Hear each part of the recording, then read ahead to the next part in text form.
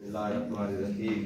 जनाब मोहतरम प्रिंसिपल साहब, अजीज तालिबात, अल्लाह रब्बुल आलमीन के फजल व करम से रमज़ानुल मुक़द्दस का महीना अपनी पूरी आबोताब के साथ शायान शान रहमतों और बरकतों के साथ हमारे ऊपर साया फिगन है।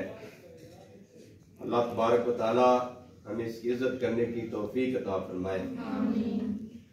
पाक नबी सल्लल्लाहु अलैहि वसल्लम ने इरशाद फरमाया, लो यालमुन नासु मा फी रमज़ाना लतमन्नत उम्मती अन यकून रमज़ान सनत कुल्लहा।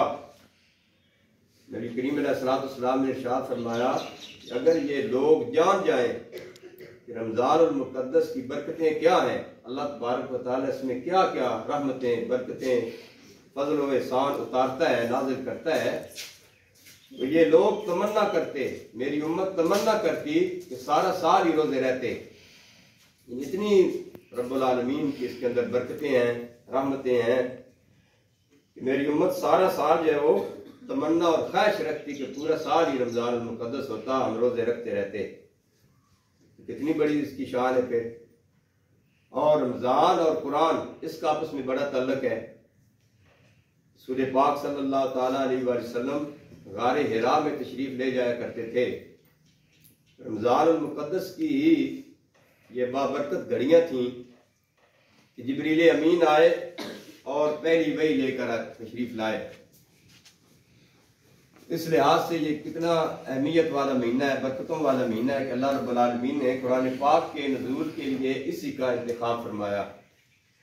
और इसके अलावा जितनी भी आसमानी कुतुब उतरी हैं वो भी रमज़ान मुक़द्दस के महीने में ही उतरी हैं। इसलिए रसूल पाक सल्लल्लाहु अलैहि वसल्लम ने इरशाद फरमाया कि रमज़ान वल कुरान यशफ़ान, कुरान और रमज़ान ये दोनों क़यामत के दिन शफाअत करेंगे। रोज़ा कहेगा फ़यक़ूल रब्बी इन्नी मनाअतुहु त्ताअमा वश्शहवात फ़शफ़्फ़िनी फ़ीहि। ये रोज़ा कहेगा, ऐ रब्बे कायनात, मेरी वजह से ये खाने पीने से रुका रहा, बड़े इसके पास दौलत थी, बड़ी इसके पास पैसे थे, सब कुछ खरीद सकता था, लेकिन रमज़ान के इज्जत और एहतराम की वजह से ये खाने पीने से रुका रहा। फ़शफ़्फ़िनी फ़ीहि, ऐ रब्बे कायनात, मेरी शफाअत इसके हक में कबूल फरमा। तो अल्लाह तबारक व तआला उसकी शफाअत को, सिफारिश को कबूल फरमाएंगे। रब्बे कायनात उसके लिए बाबुर रैयान, रोजे वाला जो दरवाजा होगा जन्नत का, वो खोल देंगे। इसी तरह कुरान पाक ये भी रब्बे कायनात के अर्श का पाया पकड़कर शफाअत करेगा कि ऐ रब्बे कायनात, इसने मेरे लिए मुशक्कत उठाई है, इसने रातों को जाग कर मुझे पढ़ा है, इसने तलावत की है, समझा है, इसका तर्जमा समझा है, इसका मफहूम समझा है, इसकी तफसीर को समझा है। ऐ रब्बे कायनात, मैं तेरी बारगाह में दुआ करता हूँ, अर्ज करता हूँ, शफाअत करता हूँ कि इसकी अगर कोई थोड़ी बहुत गलती है तो इसको माफ़ फरमा दे।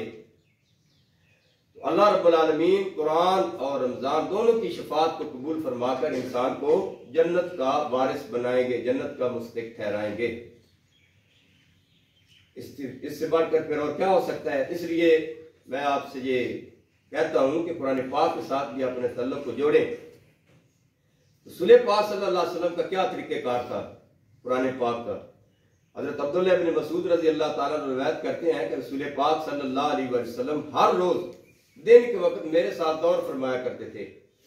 एक रमज़ान से दूसरे रमज़ान तक जितना कुरान पाक नाजिल होता था तो मेरे साथ आप सल्लल्लाहु अलैहि वसल्लम दौर फरमाया करते थे। दौर का क्या मतलब है कि पहले रसूल करीम सल्लल्लाहु अलैहि वसल्लम सुनाते थे, फिर मैं सुनाता था, या पहले मैं सुनाता था, फिर रसूल पाक सल्लल्लाहु अलैहि वसल्लम सुनाते थे।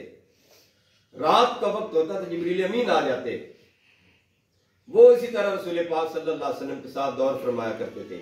जितना एक रमज़ान से दूसरे रमज़ान तक कुरान उतरा होता था, इस तरह वो दौर किया करते थे। तो रसूल पाक सल्लल्लाहु अलैहि वसल्लम की ज़िंदगी मुबारक में नौ रमज़ान मुक़द्दस आए हैं। 2 हिजरी को रोज़ा फ़र्ज हुआ है ना, आप सल्लल्लाहु अलैहि वसल्लम का विसाल मुबारक जो है 11 हिजरी को हुआ। 9 रमज़ान मुक़द्दस आप सल्लल्लाहु अलैहि वसल्लम की ज़िंदगी मुबारक में आए हैं। तो हर साल जिब्रील अमीन भी और हज़रत अब्दुल्लाह इब्न मसूद रज़ी अल्लाह ताला अन्हु के साथ आप सल्लल्लाहु अलैहि वसल्लम दौर फरमाया करते थे। जब आखिरी रमज़ान था, उससे आगे आप सल्लल्लाहु अलैहि वसल्लम का विसाल मुबारक हो गया, उस साल आप सल्लल्लाहु अलैहि वसल्लम ने हजरत अब्दुल्लाह इब्न मसूद रज़ी अल्लाह ताला के साथ भी 2 मरतबा दौर फरमाया और जिब्रील अमीन के साथ भी 2 मरतबा दौर फरमाया। देखें आप सल्लल्लाहु अलैहि वसल्लम का कितना कुरान पाक के साथ गहरा ताल्लुक था, और इसलिए वो लोग इज्जत पा गए जिन्होंने कुरान पाक के साथ ताल्लुक को जोड़े रखा। आज हम जिल्लतों का शिकार हैं, आज हम इसलिए पस्ती का शिकार हैं, परेशानियों का शिकार है कि हमने कुरान पाक को छोड़ दिया है, हमने कुरान पाक को सही तरीके के साथ पढ़ा नहीं है। कुरान पाक को छोड़ने का मतलब क्या है? ना छोड़ने का मतलब क्या है? ना छोड़ने का मतलब यह है कि कुरान पाक के ऊपर ईमान होना चाहिए, हमारा पक्का ईमान होना चाहिए कि यह अल्लाह तबारक व तआला की सच्ची किताब है, किताब हिदायत है, और फिर सही तरीके के साथ इसको पढ़ना ईमान होना चाहिए। फिर सही तलफ्ज़ों के साथ, जिस तरह आपको सर भी समझा रहे हैं, हम कोशिश कर रहे हैं कि आपके तलफ़्फ़ुज़ दुरुस्त हो जाए।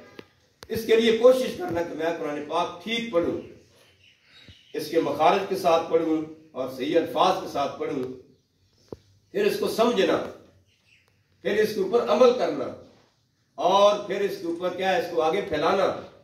ये कुरान पाक के 5 हुकूक हैं। तो जब तक ये हुकूक आप अदा करते रहेंगे, इसका मतलब है कि आप कुरान पाक को पढ़ रहे हैं, आपका तल्लुक कुरान पाक के साथ कायम दायम है। और इनमें से अगर एक भी हक छोड़ देंगे तो इसका मतलब है कि आपने कुरान पाक को छोड़ दिया है। अल्लाह रब्बुल आलमीन हमें कुरान मुकद्दस छोड़ने वालों में से न फरमाए। कल पाक नबी सल्लल्लाहु ताला अलैहि वसल्लम भी अल्लाह रब्बुल आलमीन की बारगाह में कहेंगे, या रब्बी इन्न कौमी इत्तखज़ू हाज़ल कुरान महजूरा, ऐ रब्बे कायनात इनको अजाब में मुब्तला कर दे, मेरी उम्मत ने, इस मेरी कौम ने कुरान पाक को छोड़ दिया था।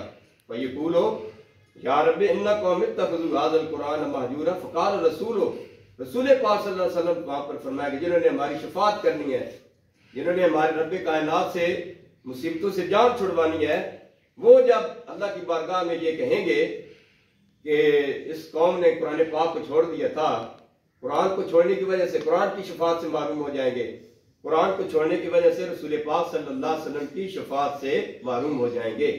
इसलिए कुरान पाक के करीब आए, कुरान पाक को समझने की कोशिश करें, पढ़ने की कोशिश करें, इसको आगे फैलाने की कोशिश करें।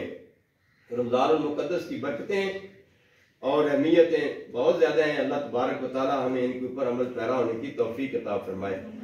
इंशाअल्लाह ताला आज बतानी थी, कल मैं आपको इसके बारे में बताऊंगा कि 5 कौन सी खुसूसियात हैं जो रसूल पाक सल्लल्लाहु अलैहि वसल्लम की उम्मत को हासिल है। रोजेदार जो उम्मत है रसूल पाक सल्लल्लाहु अलैहि वसल्लम की रोजेदार उम्मत, इसको जो 5 खुसूसियात हासिल हो रही हैं या होंगी, और किसी उम्मत को ये खुसूसियात हासिल नहीं हुई है, इंशाअल्लाह ताला कल उसके बारे में अर्ज करूंगा।